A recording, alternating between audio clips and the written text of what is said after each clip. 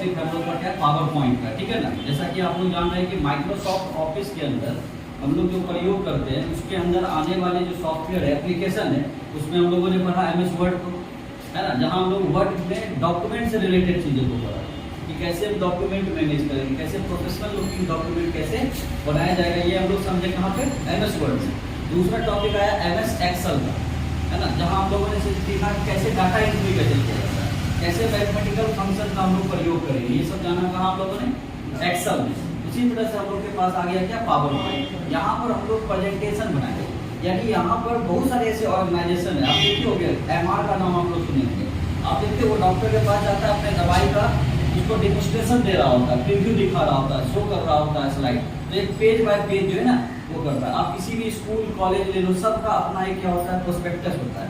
आप देखते हो कि प्रोस्पेक्टस 2 से 3 4 5 पेज का होता है, तो आप उस प्रोस्पेक्टस को रख करके आप बताते समझाते हो कि हमारे अंदर यहाँ कौन सा कोर्स है, हमारे यहाँ कौन कौन से कोर्स की कौन कौन से फैकल्टीज हैं, ये सब चीज़ उसके अंदर अवेलेबल होता है। तो इन सारे चीज़ों को जो कि कल के डेट में पेपर पे था, इन चीज़ों को कहाँ डाला गया प्रेजेंटेशन, यानी ऑनलाइन इलेक्ट्रॉनिक स्लाइड के माध्यम से इसको डिजाइन किया गया। आप देखोगे बहुत सारे मूवीज वगैरह में कि स्लाइड प्रोजेक्टर के माध्यम से ना यहाँ पर जो है रिव्यू दिखाया जाता था, लोगों को समझाया जाता था कि क्या है। इसी स्लाइड प्रोजेक्टर के कॉन्सेप्ट को जो है कहाँ किसके थ्रू लाया गया, पावर पॉइंट नाम का एक सॉफ्टवेयर के थ्रू लाया गया, जिस सॉफ्टवेयर के माध्यम से आप पावर पॉइंट के अंदर क्या बना सकते हैं, प्रेजेंटेशन तैयार कर सकते हैं। जैसे मान लो एक ऑर्गेनाइजेशन अपना सेंटर को ही ले लो, IGCIM कंप्यूटर सेंटर के बारे में अगर हम लोग को कोई एक डिटेल एक तैयार करना है कि नए यूजर को, नए स्टूडेंट को, नए गार्जियन को अगर हमको समझाना होगा तो हम लोग क्या करेंगे, एक पेज बनाएंगे, उस पेज में लिखा रहेगा सेंटर का नाम, उसका एड्रेस, उसका सारा एड्रेस, ये सब लिखा होगा।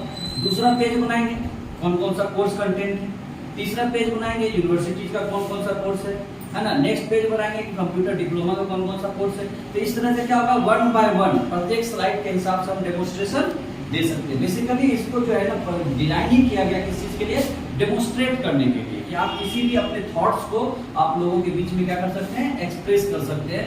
ऐसी चीजों के लिए बनाया गया किस नाम का सॉफ्टवेयर, पावर पॉइंट नाम का सॉफ्टवेयर। इसको बनाने वाले जो कंपनी है उसका नाम क्या है, माइक्रोसॉफ्ट। माइक्रोसॉफ्ट कॉर्पोरेशन के अंतर्गत इसको डिजाइन किया गया, जिसमें बताया गया कि ये दुनिया का सबसे most popular selling presentation software है ना, सबसे ज्यादा बिकने वाला सॉफ्टवेयर है ये पावर पॉइंट है ना। अब बात आती है क्या, it is used to create electronic slide presentation on specific topic. आप किसी भी टॉपिक से संबंधित आप क्या कर सकते हैं, प्रेजेंटेशन तैयार कर सकते हैं, है ना। इलेक्ट्रॉनिक करने का मतलब क्या है, ऑन द कंप्यूटर, ठीक है।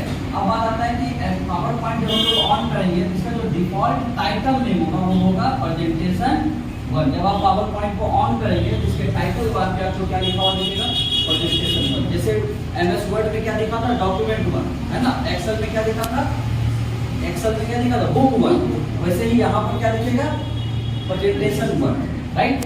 अब बात आती है कि पावर पॉइंट का जब भी फाइल हम लोग सेव करेंगे उसके साथ में एक्सटेंशन लग जाएगा, वो होगा क्या, .pptx। क्या एक्सटेंशन रहेगा, .pptx, है ना। और इसका या तो हम लोग उसको PPT भी बोलते हैं, .ppt।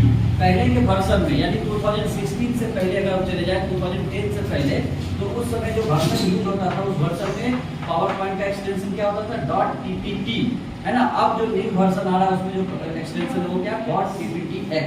PPT का फुल फॉर्म भी क्या होता है, पावर पॉइंट। PPT का फुल फॉर्म पावर पॉइंट, और X का मतलब होता है XML। क्या होता है, XML, है ना, एक्सटेंडेड मार्कअप लैंग्वेज को इसके साथ ऐड करते हैं। अब बात आता है कि पावर पॉइंट हम लोग कैसे लोड करेंगे अपने कंप्यूटर पे, तो उसके लिए हम लोग को कहाँ जाना है, स्टार्ट पे जाना है। आप देखे ही होंगे डेस्कटॉप पर आपके स्क्रीन के नीचे यानी कि टास्क बार पे आपको इस तरह का सिंबल दिख रहा होगा, है ना। इसको हम लोग बोलते हैं स्टार्ट मेनू। क्या बोलते हैं इसको, स्टार्ट मेनू, आया ना, ठीक है। इस स्टार्ट मेनू पे आप जाएंगे और वहां सर्च करेंगे क्या नाम से, पावर पॉइंट, है ना। और आप प्रेस कर दोगे, प्रेस कर दोगे तो आपका पावर पॉइंट ऑन हो जाएगा।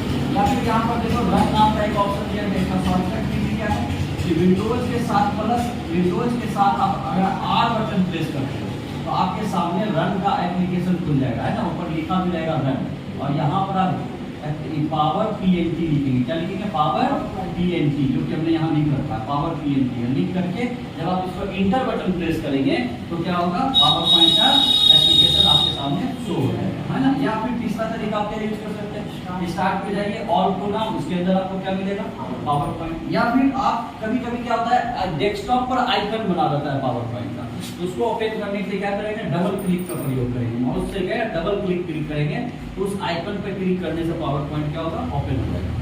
जब पावर पॉइंट का स्लाइड ओपन होगा तो जो इसका सबसे ऊपर वाला जो पंक्ति होता है इसको हम लोग बोलते हैं टाइटल बार। क्या बोलेंगे इसको, टाइटल बार। टाइटल बार पर जो बेसिकली शो करता है वो क्या होता है, क्लोज, मैक्सिमाइज, रिस्टोर या मिनिमाइज नाम का ऑप्शन शो करता है। इसी पर एक और ऑप्शन शो करता है जिसको हम लोग बोलते हैं क्या, क्विक एक्सेस टूल बार। क्या बोलते हैं इसको, क्विक एक्सेस टूल बार। इस टूल बार पे आपको दो तीन ऑप्शन मिलेगा, एक ऑप्शन मिलता है अनडू और एक ऑप्शन मिलता है क्या, रीडू। ये दो ऑप्शन आपको कहां मिलता है, क्विक एक्सेस टूल बार पे।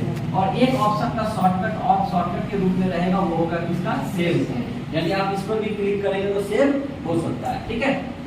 अब बात आती है, ये आपका रिबन हो गया, रिबन में आपको फाइल, होम, इंसर्ट, है ना, design, slide show, animation, transition, इस तरह का बहुत सारे टैब मिलेंगे जिसके अंदर बहुत सारे ऑप्शंस होंगे जो क्लास बाय क्लास आपको इसको समझने को मिलेगा, ठीक है। इस स्क्रीन की अगर हम बात करें तो ये दो भागों में बटा होता है। एक भाग जिसको हम लोग बोलते हैं स्लाइड पे, क्या बोलेंगे, यानी जो भी आप स्लाइड लिए है ना स्लाइड का एक थंबनेल आपको शो करेगा। क्या शो करेगा, थंबनेल, छोटा व्यू है ना।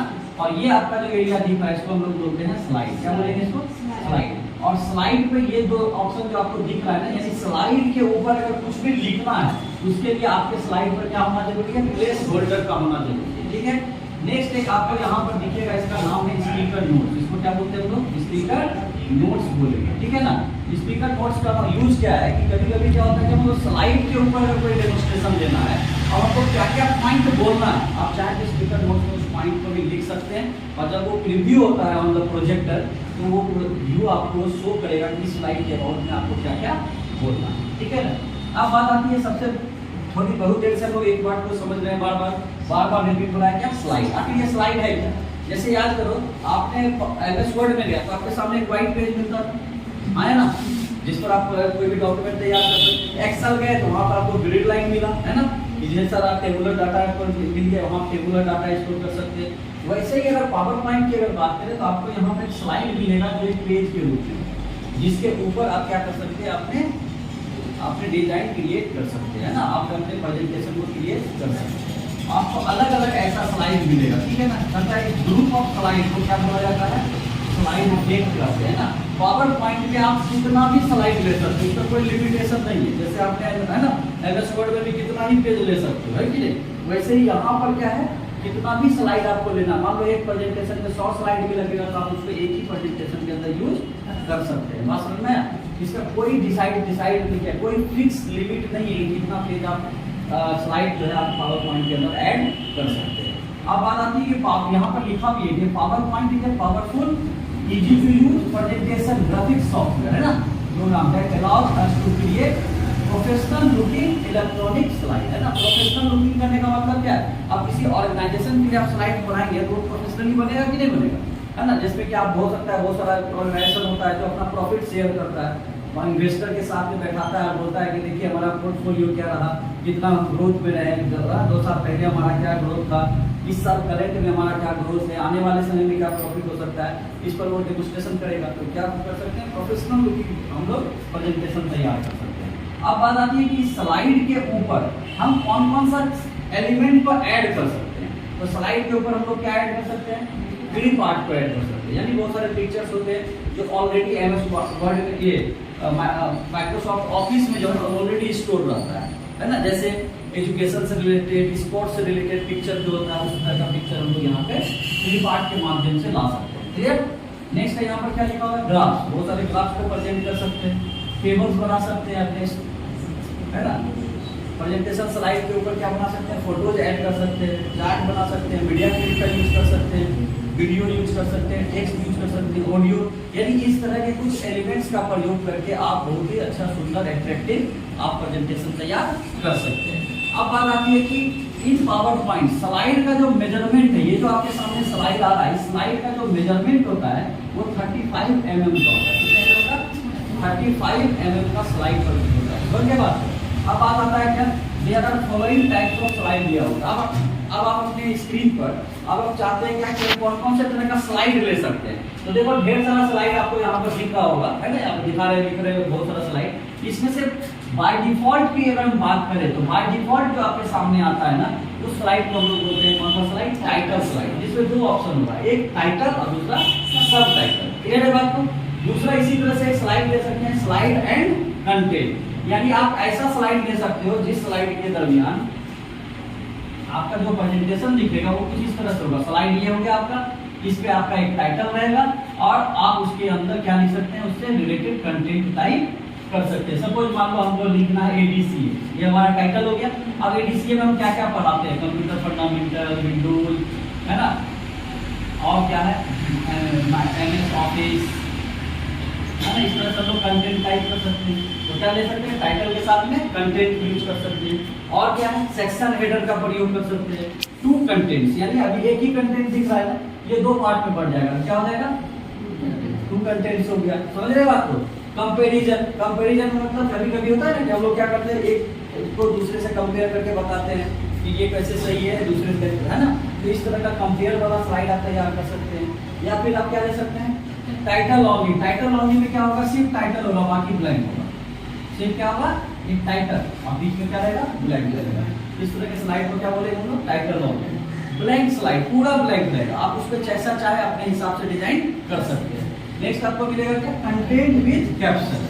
कंटेंट विद कैप्शन, आप जो भी कंटेंट लिख रहे हो उससे रिलेटेड आप कैप्शन भी ऐड कर सकते हैं ना। नेक्स्ट है पिक्चर विद कैप्शन, आप पिक्चर लगाइए, उससे रिलेटेड उसका कैप्शन भी आप यूज कर सकते हैं। तो इस तरह का अलग अलग स्लाइड लेआउट आपको मिलेगा, जो कि आपको होम टैब के अंदर, किस टैब के अंदर मिलेगा? ये होम टैब के अंदर स्लाइड नाम का एक ग्रुप होगा। उसी स्लाइड ग्रुप के अंदर जाओगे तो दो ऑप्शन रहेगा, न्यू स्लाइड और स्लाइड लेआउट, है ना।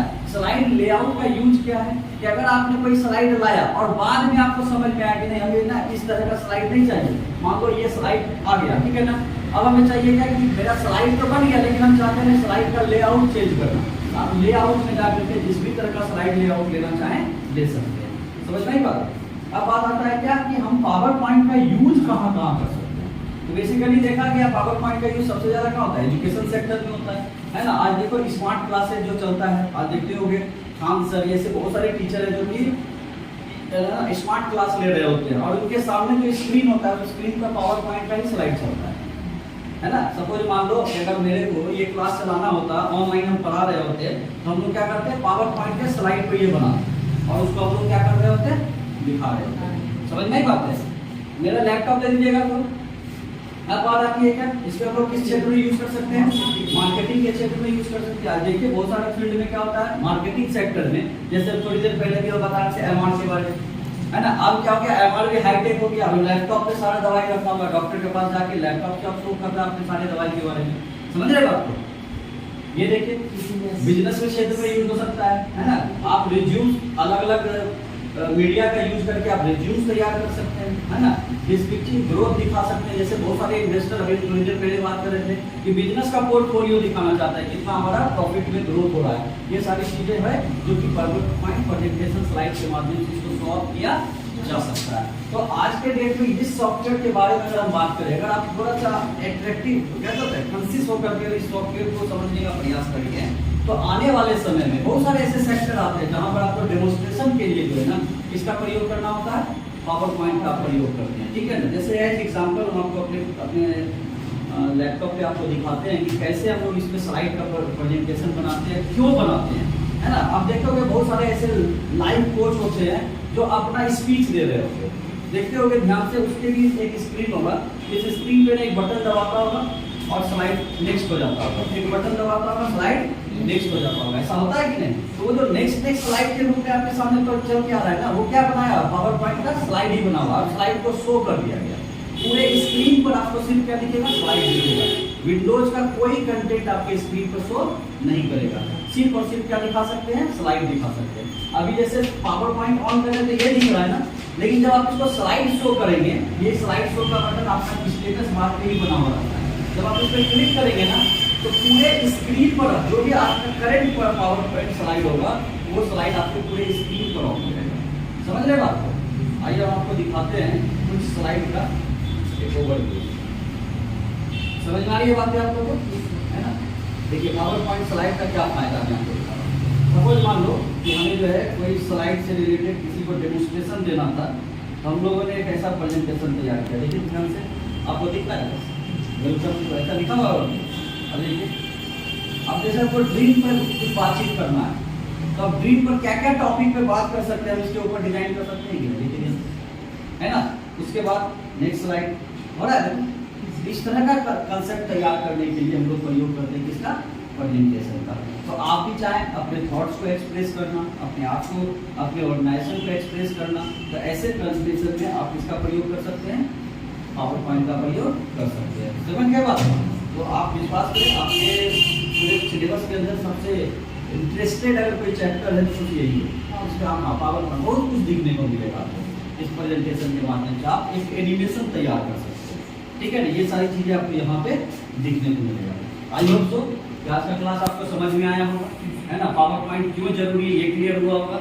चलिए आज के इस क्लास को यहीं पर हम लोग क्लोज करते हैं और नेक्स्ट क्लास में मिलते हैं प्रैक्टिकल, ठीक है।